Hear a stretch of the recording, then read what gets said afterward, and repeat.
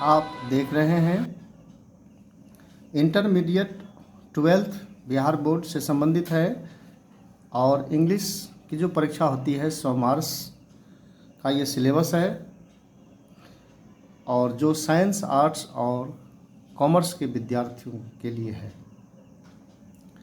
और आपने इससे पहले के वीडियो में देखा कि जो प्रश्न पत्र होते हैं वो सेक्शन ए और सेक्शन बी दो खंडों में प्रश्न रहते हैं। तो सेक्शन ए में ऑब्जेक्टिव प्रश्न पूछा जाता है और सेक्शन बी में डिस्क्रिप्टिव टाइप प्रश्न आते हैं। तो ऑब्जेक्टिव से 50 अंक रहते हैं और सब्जेक्टिव से भी 50 अंक रहते हैं। तो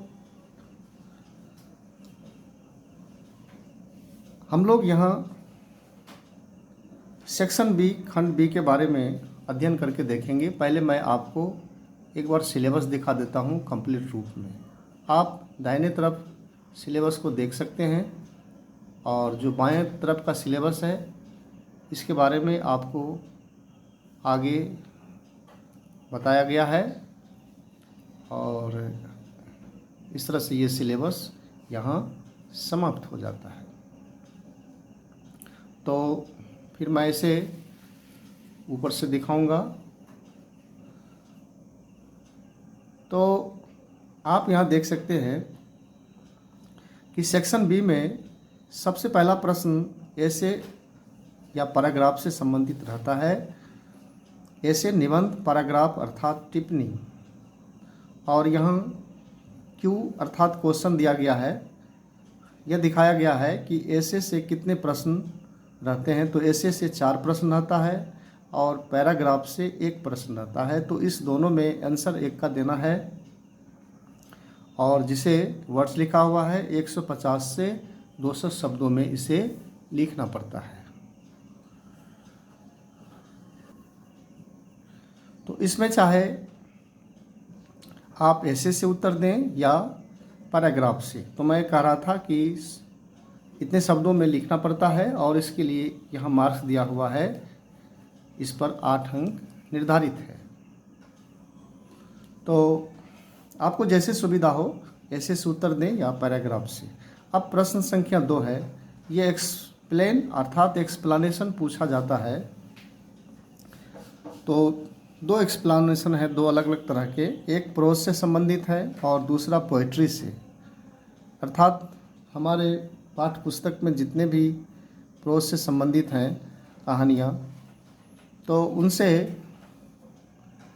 एग्ज़ाम में प्रश्न पत्र में 4 प्रश्न दिए रहेंगे और 4 में से किसी एक का एक्सप्लेन करना पड़ेगा, व्याख्या, और जिसके लिए सब निर्धारित नहीं है, लेकिन अगर आप इसकी व्याख्या करेंगे तो फिर इस पर 4 अंक निर्धारित है।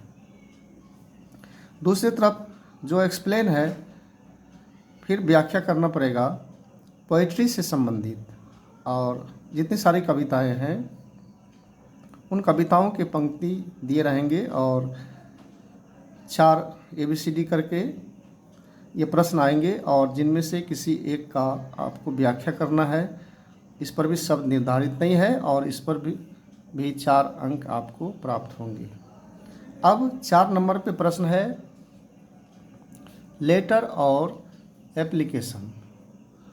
तो 2 प्रश्न इससे पूछे जाएंगे, चाहे वो लेटर या एप्लीकेशन से संबंधित हो या दोनों लेटर से ही हो या एप्लीकेशन, तो यह दोनों तरह से पूछे जा सकते हैं। तो 2 प्रश्न में आपको एक का उत्तर देना है और इस पर सब निर्धारित नहीं है और इस तरह से इसका उत्तर देंगे तो 5 अंक प्राप्त होगा।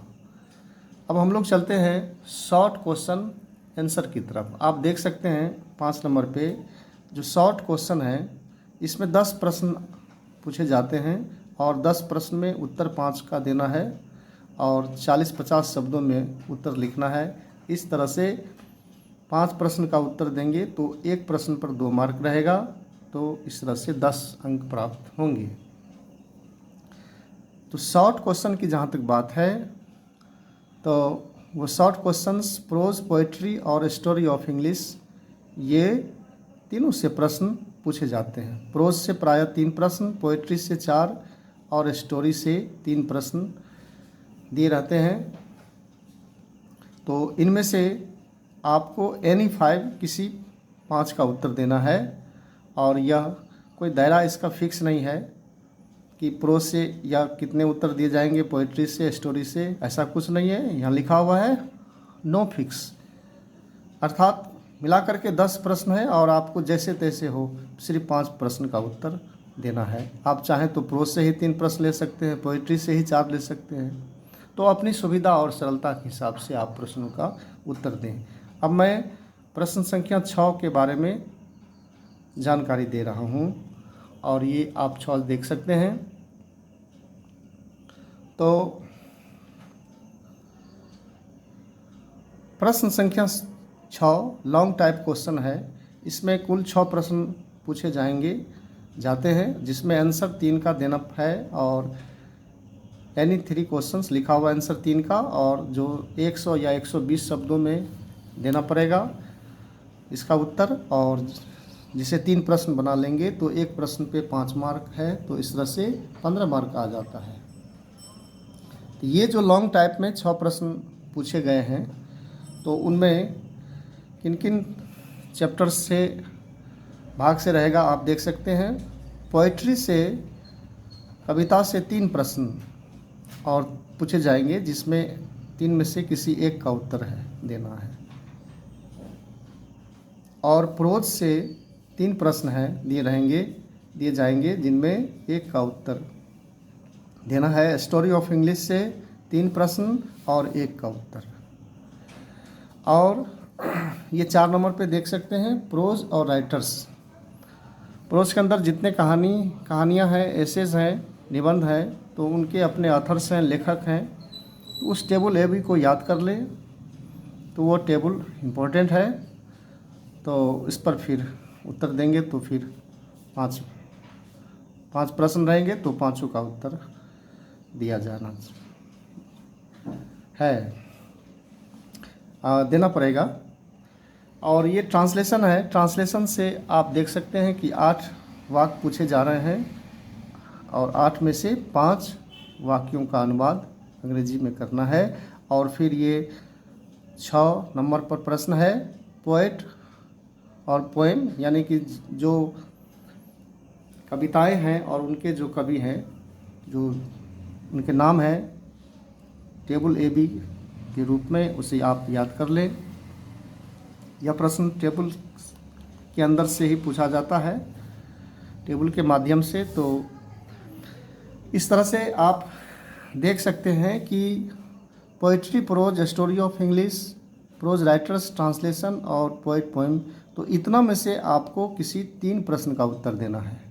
तो मैं आपको थोड़ा यहाँ हेल्प कर दूँ कि यहाँ 1, 2, 3, 4, 5, 6 में से किसी 3 प्रश्न का उत्तर देना है। तो सबसे पहले आप पोएट, जो पोएम है और उनके जो पोएट हैं, इस प्रश्न को बना लें, फिर ट्रांसलेशन को, और जितने भी कहानियाँ हैं उनके लेखक हैं उन्हें याद कर लें। तो इस तरह से आपको उत्तर देना सरल हो जाएगा और बाकी को आप शेष बाद में पढ़ें, तैयारी करें। अब ये अंतिम प्रश्न है कंप्रीहेंशन।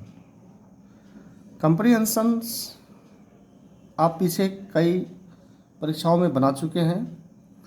तो कंप्रीहेंशन समझ और प्रेसिस संक्षेपण, तो यह प्रश्न अथवा के रूप में है। कंप्रीहेंशन के अथवा में संक्षेपण रहेगा। अगर आप इन प्रश्नों को नहीं बनाना चाहते हैं तो फिर इसे बनाइए। तो कहने का मतलब है कि कंप्रीहेंशन से 4 प्रश्न, एक पैराग्राफ ये दिया रहेगा, पैसेज दिया हुआ रहेगा, और उस पैसेज को पढ़ करके 4 प्रश्न उसमें पूछे जाएंगे। आप 4 प्रश्नों का उत्तर दें तो मिला करके इसमें भी आपको 4 अंक प्राप्त हो जाएंगे।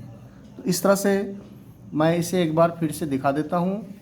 आपने देखा कि जो ये इंग्लिश 100 मार्क्स का ये जो डिस्क्रिप्टिव टाइप क्वेश्चन है, उस पर किस तरह से प्रश्न पूछा जा रहा है और हम उन प्रश्नों को किस तरह से उत्तर दें, और जिनमें जिनमें सही का चिन्ह लगा हुआ है उसकी तैयारी आप पहले कर लें।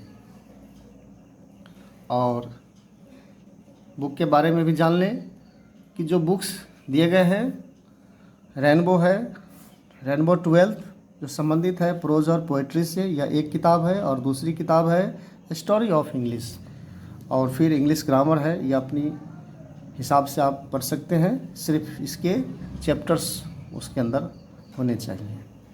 तो इस तरह से ये सिलेबस समाप्त होता है। और अब मैं आगे आपको